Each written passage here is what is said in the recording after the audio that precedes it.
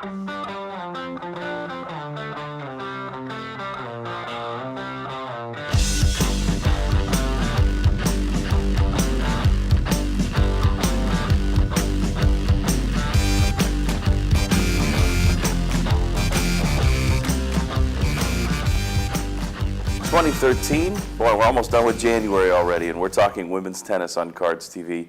I'm Sean Moth. Great to see you again. You all know the head coach of the Cards. It's Mark Beckham, and they're off to a great start this year at 4-0. And let's just jump back to the fall. I know that it's not the season that the NCAA focuses on, but it's crucial to the process. Talk about your fall in general. Good fall for you?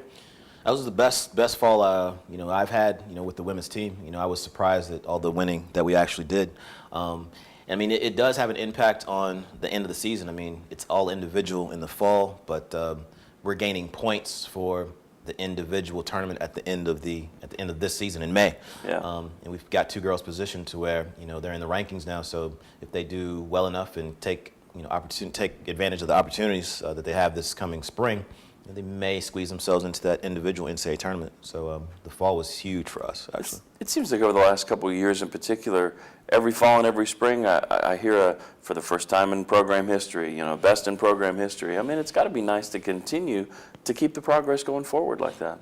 Yeah, there was definitely a figuring out process. I was an assistant coach longer than I've been a head coach, and coaching guys longer than I've actually coached girls, kind of thing. There was a transition type of thing there. And the women's program I knew it was kind of a diamond in the rough kind of thing. And I knew with the experience I'd had kind of helping and building the men's program that I know for sure I could do the same things with the women's program.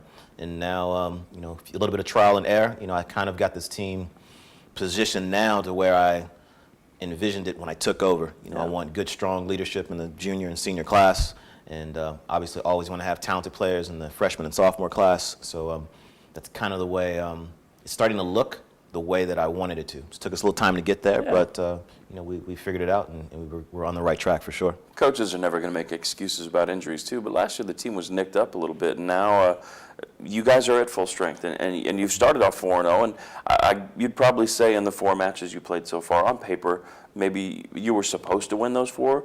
With that being said, 7-0, 7-0, 6-1, 7-0, you're playing at a high level early in the season. Yeah, it's I would agree with everything you said except the Miami of Ohio match. Yeah, because we were at home. Sure. We should be the favorites to win that, but they beat us last year. Yeah. So, I tried not to put pressure on them, but, it's unavoidable. And, I let them know, it's not a revenge thing. It's just one of those things where you got to have pride in yourself. So they beat us last year. Yeah. They had 4 of their 6 starters back from the team that beat us. So, that's a team that was for sure capable of doing it. Yeah. And, I told them, this is a pretty good test, and they definitely passed the test pretty well. So I was impressed with that one. That was the one I wanted to see what we did, and they really didn't give me any room to complain. They took care of business for sure.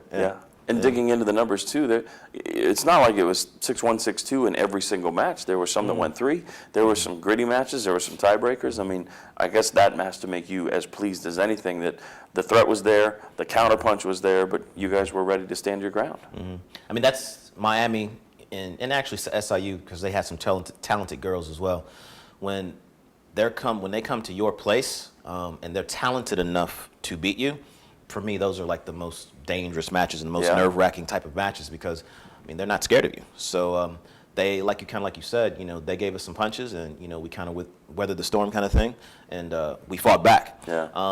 I don't know if we were necessarily equipped to do that, some years back. Some things that we went through last year are going to be huge for us this year because we had a few breakthroughs last year, and now I think it's a continuation. I think we have a lot of returning players that have experienced quite a bit because they've been playing since they were freshmen, big matches. Yeah. So now we're using all that experience to help us get through some of these matches where, like this weekend coming up, we're going to be the underdog. And but I don't think we're really an underdog. I think we're going to go and try and show some things. So. This is probably unfair for me to ask because you basically have gone 27-1, but through the first 4, has anybody in particular stood out? I know you're number 1 and number 2. They're getting kind of accustomed to that spot, but across the board, was there anybody through the first 4 that's really stood out? Well, I got to go with Becca. She's always, everybody knows about Becca, but she's playing just really well. she's the most quiet girl and most kind of almost shy type of girl, but when she gets on the tennis court, it's like she's angry at the tennis ball. You know, it's like the tennis ball did something to her. Yeah. And she is just absolutely destroying the tennis ball and playing really, really well right now. So I have to give her, you know, some props for that. She's good singles, good doubles. But one person that is maybe you don't know as much about, and she's been in our program for a while, that's really doing well for us, is Stephanie Villawan. Yeah.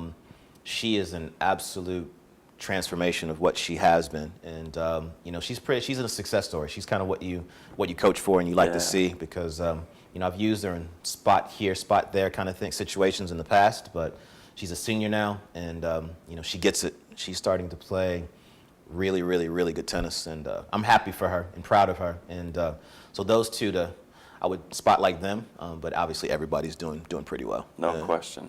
He alluded to the fact that they're probably going to be underdogs maybe on paper because they're on the road in Blacksburg, Virginia, but it doesn't mean that the opportunity to compete isn't there. We start to get a taste of the future of U of L tennis with an ACC squad and Virginia Tech and a Minnesota team that's ranked. And I know you're excited for the test. Always interesting to be on the road, get the team together, kind of bond, and great test for you. Yeah, I mean, this is the first time, the first 4 matches at home, we were expected to win, so there's that type of pressure on you. And then now we're on the road and we're playing against teams that are obviously, you know, more than capable of beating us. So I personally feel like, you know, these will be the first matches where we can kind of relax and just go out and hit the tennis ball and you know, kind of see what we're truly made of. I feel like both of these matches are going to be really tight. It's not going to be any of this, you know, 7-0 and 6-1 type of thing. I'm expecting, you know, some 5-2, 4-3, and some 3-setters and that kind of thing. So this is going to be the one. You know, I feel really good about this team, and but I want to take it, you know, kind of one step at a time, and this will kind of show me truly where we're at. I think we're pretty good, but this weekend's going to let us know exactly how good we are. Sounds great. Great to have you back. Looking forward to another great season, and best of luck. Safe travel to you and the team. Thanks again. For Mark Beckham, I'm Sean Moth. Thanks for joining us again. Look forward to talking to you next week right here on CardsTV.